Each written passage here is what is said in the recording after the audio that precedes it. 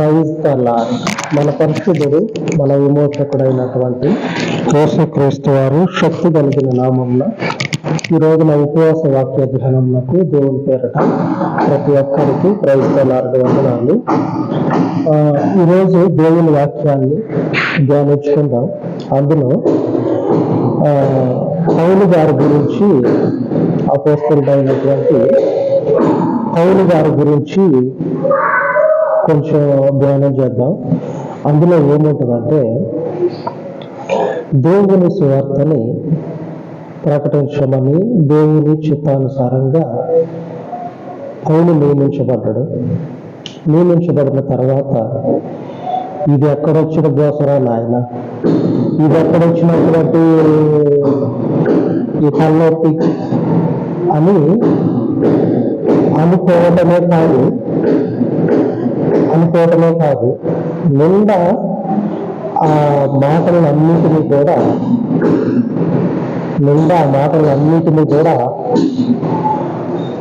అమల్లో పెట్టి, అనుకున్న మాటలన్నిటినీ కూడా అమలు చేసి వద్దు అని పోవాల్సినటువంటి పరిస్థితులు చాలా వచ్చినాయి. వాటికి మించి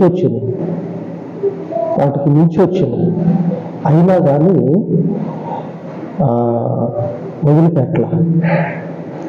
వదిలిపెట్టల.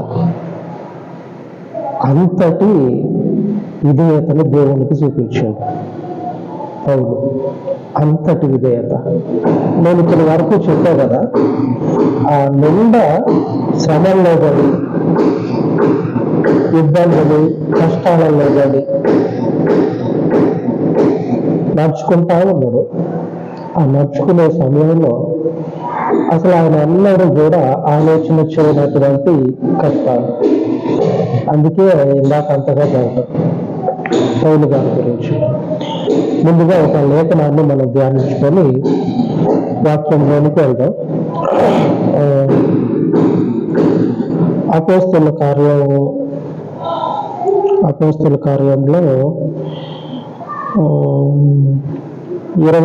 అధ్యాయము 19వ వచనంలో ఈ మాట రాయబడి ఉన్నది.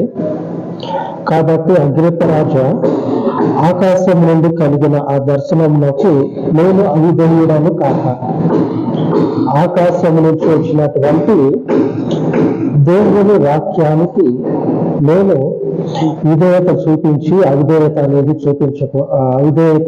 చూపించకుండా విధేయత చూపించాను. ఎందుకు చూపించానంటే, ఆయన మార్గములను అనుసరించటం కోసం ఆయన ఏర్పాటు చేసుకొని ఉన్నాడు. ఆయన నన్ను ఏర్పాటు చేసుకొని ఉన్నాడు. ఇంత ఏర్పాటు చేసుకున్నటువంటి దేవుడు ఆ మహాపరిశుద్ధిని తీర్మానము, ఆయన చిత్తం ఏమై ఉన్నదో ఆ చిత్తాన్ని ఎన్ని శ్రమలు వచ్చినా సరే పట్టించుకోకుండా కొనసాగించుకుంటూ పోతనే ఉన్నా. ఎక్కడ కూడా ఆపల. ఇప్పుడు నేను చెప్పినటువంటి నా జీవితంలో నాకు ఎదురైనటువంటి ఆ శ్రమంతో పాటుగా ఈ దేవుని దర్శనం కూడా నాకు ఉంది. ఆ దర్శనాన్ని నేను మీకు ఈరోజు చెప్పి నేను మీకు సాక్ష్యం చెప్తా ఉన్నా. ఏమనంటే, నేను దేవుని కోసం వెనుకడుగు వేసినటువంటి మనుషులను అయితే కాదు. ఆయనకు విరుద్ధమైనటువంటి పనుల్లో ఎవరైతే మొదటిగా ఆయన్ని అసహించుకుంటారో ఆ మనుషుల్లో పుట్టినటువంటి నేను ఆయనతో పాటు నడవటము నా విధేయతకు, నా యొక్క శ్రేష్టమైనటువంటి బుద్ధికి నిదర్శనం అని సాక్ష్యం చెప్పుకుంటా ఉన్నాడు. ఆయనతో నడవాల. పౌలు గారు చెప్పినట్లు, అపోస్తలుడైనటువంటి పౌలు గారు చెప్పినట్లు ఆయనతో మనం నడవాల. నడిస్తే ఏం జరుగుతుందంటే, జీవితానికి వెనుకటి దినాలలో ఉన్నటువంటి శ్రేష్టమైనటువంటి మంచి పేరు ఏదైతే ఉన్నదో దానికి మించినటువంటి పేరుతో పాటు నిత్య జీవానికి మనల్ని ఆయన నియమిస్తాడు. నిత్య జీవానికి మనల్ని ఆయన నియమిస్తాడు. ఎందుకంటే ఆయన ఒక్కడు మాత్రమే మనుషునికి నిత్య జీవము ఎటువైపు ఉన్నదో అటువైపు తీసుకుపోవటానికి సమర్థుడు కాబట్టి ఆమె పరిశుద్ధుడైనటువంటి దేవుని మార్గములో విడువక ఆయన పాదాలను ఆయనతో పాటు మనము అనుసరించినప్పుడు మనకు ఒక గొప్ప స్థితిని దేవుడు ఏర్పాటు చేయడం అనేది జరుగుతుంది. ఈ గొప్ప స్థితి వెనుకటి రోజుల్లో ఉన్నటువంటి స్థితిని మించిపోతుంది. వెనుకటి రోజుల్లో ఏదైనా సరే ఉండొచ్చు, దానికి మించి ఉంటుంది. అలాగనే నిత్య జీవం అనేది ఏర్పాటు చేయబడుతుంది. నిత్య జీవం అనేది అయితే ఈ నిత్య జీవము ఆ వెనుకటికి మించినటువంటి మంచి పేరు అనుకొని వస్తే ఆ మంచి పేరు ఆ నిత్య జీవంతో పాటుగా ఊహించినటువంటి అసలు మనకు అవసరమా? మొదట్లో చెప్పుకున్నాం కదా, మనకు అవసరమా ఇవన్నీ, ఎందుకు వచ్చిన గోసరా నాయన అని అనుకునేంతగా, అంతకు మించి ఆలోచన చేసేంతగా శ్రమలు ఎదురుపడతాయి. ఇంకొక వచనాన్ని మనం చదువుకుందాం. ఎఫెసీయులకు రాసినటువంటి పత్రికలో 6వ అధ్యాయము 15వ వచనంలో ఒక మాట రాయబడి ఉన్నది. ఏమనంటే, పాదములకు సమాధాన సువార్త వలననైనా సిద్ధ మనస్సును జోడు తొడుగుకొని నిలవబడండి. పౌలు గారు చేసింది అదే పని.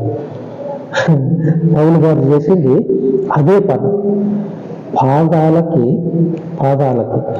ఎప్పుడు మన తాత ముత్తాతలదే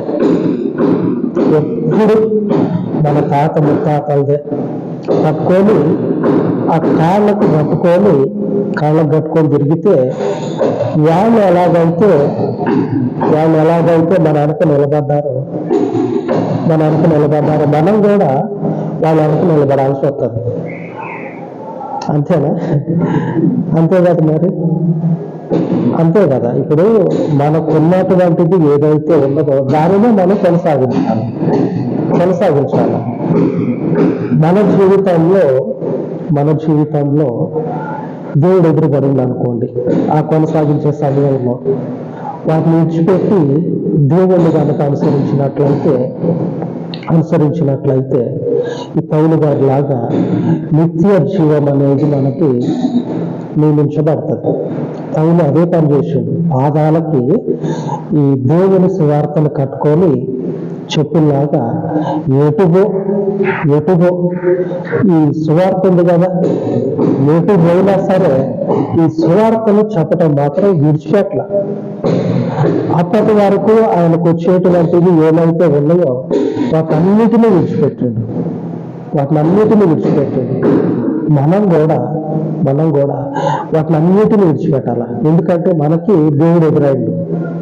ఈ ఎదురు కావటం అనేది ఏముందులో స్విచ్ చేస్తే లైట్ వెలిగినట్లు ఈ మన జీవితంలో దేవుడు కూడా అందరిలాగానే ఎదురైంది కదా అని అనుకుంటా ఉన్నాం. అట్లా కాదు. అందరిలాగా అని చెప్పని అనుకోవటానికి అందరిలాంటి దేవుడు కాదుగా. అందరు దేవుళ్ళు, అందరు మనుషులు నిత్య జీవానికి, నిత్య రాజ్యానికి పోరు కదా. అందరు దేవుళ్ళు నిత్య జీవాన్ని ఇస్తామని ఎవరని చెప్పారా? మీకు శాశ్వత కాలకు జీవం ఉన్నది, నాతో పాటు నడవండి రా నాయన, నాతో పాటు పనిచేయండి రా ఎలారా అని చెప్పినటువంటి వాళ్ళు ఎవరు లేరు. ఉంటే ఇప్పుడు మనం చెప్పుకుంటున్నటువంటి క్రీస్తు తప్పించి, ఈ పరిశుద్ధ మార్గము తప్పించి మరొకటి ఏది కూడా లేదు. అదే ఈరోజు మన వాక్య ధ్యానం ఏమిటంటే ఇదే, దేవునితోటి మనము నడవాల. లేఖనాన్ని చదువుకుందాం. ఈరోజు మన వాక్య ధ్యానము యోబు గ్రంథంలో నుంచి 23వ అధ్యాయము 11వ వచనంలో ఈ మాట రాయబడి ఉన్నది. నా పాదములు ఆయన అడుగు జాడలు విడువక నడిచినవి, నేను ఇటు అటు తొలగక ఆయన మార్గమును అనుసరించితిని. ఆమేన్.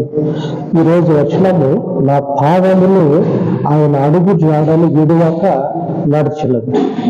మన పాదాలు ఏం చేయాలంటే, మన పాదాలు మన తాతలో ముత్తాతలో లేకపోతే మనకి వెనుకటి వారసత్వముగా వచ్చినటువంటివి ఏమైతే ఉన్నాయో వాటిని విడిచిపెట్టేటువంటి అవసరత మనకుంటే విడిచిపెట్టాలి. నేను ఈ పౌలు గారి గురించి చెప్తా ఉన్నా నా గురించి ఒకటి ఆలోచన వచ్చింది, గుర్తుకొచ్చింది. మా వెనుకటి వాళ్ళల్లో ఎవరు కూడా పాస్టర్లు, దేవుని సేవకులు అనేటువంటి ఆలోచన, ఉద్దేశం అనేదే లేదు. వాళ్ళు తీసుకొని వారసత్వంగా నేను మీకు దేవుని గురించి చెప్పడానికి అసలు ఆ ఉద్దేశం కూడా ఎవరికి లేదు. మా వెనుకటి వాళ్ళల్లో దేవుడు నాకు ఎదురయ్యి ఈ సువార్తను అప్పచెప్తే పౌలు గారి లాగా వాటిని అన్నింటిని విడిచిపెట్టి ఇప్పుడు దేవుని అడుగు జాడలు విడువక నడుచుకుంటా పోతా ఉన్నాం. ఆయన నడిపిస్తాడు, మనం నడుచుకుంటా వెళ్ళాల. నిత్య జీవంలోనికి అడుగు పెట్టేది ఈ పరిశుద్ధ మార్గాన్ని ఎవరైతే జోడు వలె కాళ్ళకు తొడుక్కుంటారో వాళ్ళకి మాత్రమే కలుగుతుంది, అందరికీ రాదు. దేవుని రాజ్యము, దేవుని సువార్త, దేవుని దర్శనము, దేవుని చిత్తం అనేది నెరవేర్చటము అందరికీ రాదు. వచ్చిందా ధన్యత. అందుకే ఆయన ఏమంటా ఉన్నాడు అంటే పౌలు గారు, అగ్రిప్ప రాజా, ఆ దర్శనానికి నేను ఐదేళ్ళు కాల ఇదేనయ్యా, విసురు కొట్టవచ్చు, నాకు అవసరమే లేదని చెప్పినాను. అప్పటికే యాంటీగా పనిచేస్తా ఉన్నది, ఈయనకి క్రీస్తుకి యాంటీగా పనిచేస్తా ఉన్నప్పుడు వచ్చి మా దాంట్లోకి రా అని చెప్పానని యేసుప్రభు పిలిస్తే చల్, నేను ఎందుకు వస్తా, నువ్వంటే అసలు పడదు నాకు, నువ్వంటేనే కిట్టదు నాకు, నీ దాంట్లోకి నేను ఎట్లా వస్తా అని చెప్పి అనాలి కదా. పౌలు అనకపోగా ఈ పౌలు ఆ దేశపు రాజు అయినటువంటి అగ్రిప్ప రాజుతోటి చెప్తా ఉన్నాడు. నేను ఇట్లాగా ఈ సువార్తను ప్రకటన చేస్తా ఉన్నా అవిధేయులను కాక, మన జీవితాల్లో ఉన్న అవిధేయతను తొలగించి విధేయతను సేవకుడి ద్వారా నేర్చుకుందాం. యోబు గ్రంథంలో రాయబడ్డది, మన అడుగులు ఆయన అడుగు జాడలని విడువక నడవాలి. ఇద్దరికి కూడా వారికి మించిన శ్రమలు వచ్చినాయి, వాళ్ళు తట్టుకోలేనటువంటి శ్రమలు వచ్చినాయి. అయినా కానీ ఏం జరిగిందంటే ఉన్నతమైనటువంటి స్థితిని అంతకు ముందు వాళ్ళకున్న దానికి మించి పొందుకున్నారు. ఎల్లకాలం లేవు శ్రమలు వాళ్ళకి, కొంతవరకే. అటు తర్వాత అంతకు మించి శ్రేష్టమైన జీవితాన్ని, శ్రేష్టమైనటువంటి మేలుల్ని పొందుకున్నట్టు రాయబడ్డారు. మనం పొందుకుంటాం. ఆమె ఈ ఉపవాస వాక్యాన్ని దేవుడు దీవించును గాక. ఆమె స్తోత్రం ప్రభా. యేసు ప్రభా నీకే వందనాలు రాజ్య నాయన ప్రభా. ఈ ఉదయ కాలం నాయన ప్రభా ప్రార్థిస్తున్నాం రాజ్య నాయన ప్రభా, మీరు మా మధ్యలో ఉన్నారని నమ్ముచున్నాం రాజ్య నాయన ప్రభా. యేసు ప్రభా నీకే వందనాలు రాజ్య నాయన ప్రభా. అయ్యా ఈ రోజు నాయన ప్రభా ఎవరైతే ఉపవాసం అయితే ఉన్నారో రాజ్య నాయన ప్రభా, అటువంటి బిడ్డలకి నాయన ప్రభా మీరు ఆశీర్వదించండి రాజ్య నాయన ప్రభా. యేసు ప్రభా నీకే వందనాలు రాజ్య నాయన ప్రభా. అయ్యా మీరు నాయన ప్రభా వాళ్ళకి ఆశీర్వాదం ఇస్తున్నారని నమ్ముచున్నాం రాజ్య నాయన ప్రభా. వాళ్ళకి ఉపవాసం నాయన ప్రభా దేనికోసం అయితే ఉన్నారో రాజ్యనైనా ప్రభా వాళ్ళకి నాయన ప్రభా నెరవేర్చండి రాజ్యనైనా ప్రభా. యేసు ప్రభా నీకే వందనాలు రాజ్యనైనా ప్రభా. మీ చేతికి అప్పగిస్తున్నాం రాజ్యనైనా ప్రభా. ఉపవాసం ఉన్న బిడ్డలకి నాయన ప్రభా మీరు తోడుగా ఉండి నడిపించండి రాజ్యనైనా ప్రభా. యేసు ప్రభా నీకే వందనాలు రాజ్యనైనా ప్రభా. వాళ్ళకి మంచి జ్ఞానాన్ని, తెలివిని దయచేయండి రాజ్యనైనా ప్రభా. మంచి బలాన్ని దయచేయండి రాజ్యనైనా ప్రభా. యేసు నామంలో నాయన ప్రభా. అయ్యా నాయన ప్రభా మీ సన్నిధిలో ఉపవాసం ఉన్న బిడ్డలకి నాయన ప్రభా మీరు తోడుగా ఉండి నడిపించమని ప్రార్థిస్తున్నాం రాజ్యనైనా ప్రభా. యేసు ప్రభా నీకే వందనాలు వందనాలు రాజ్యానైనా ప్రభా. మేము ఇక్కడ కూర్చొని ప్రార్థిస్తున్నాం రాజ్యానైనా ప్రభా. మీ సంఘానికి వచ్చిన బిడ్డలకి నైనా ప్రభా మీరు తోడుగా ఉంటున్నారని నమ్ముచున్నాం రాజ్యానైనా ప్రభా. యేసు ప్రభా నీకే వందనాలు రాజ్యానైనా ప్రభా. మీ జ్ఞానం చేత నడిపించండి రాజ్యానైనా ప్రభా. అయ్యానైనా ప్రభా అనేక బిడ్డలనైనా ప్రభా మీ జ్ఞానం చేత నడిపిస్తున్నాను నమ్ముచున్నాం రాజ్యానైనా ప్రభా. యేసు ప్రభా నీకే వందనాలు రాజ్యానైనా ప్రభా. మేము ఇక్కడ కూర్చొని ప్రార్థిస్తున్నాం రాజ్యానైనా ప్రభా. నా ప్రార్థనైనా ప్రభా మీ సన్నిధి వైపు చేర్చుకోమని యేసు క్రీస్తు నామములో ప్రార్థనకుంటున్నాం తండ్రి. ఆమేన్. మన పరిశుద్ధుడైనటువంటి దేవుని కృప ఆయన ప్రజలకు తోడై ఉండును. ఆమేన్. ఆమేన్.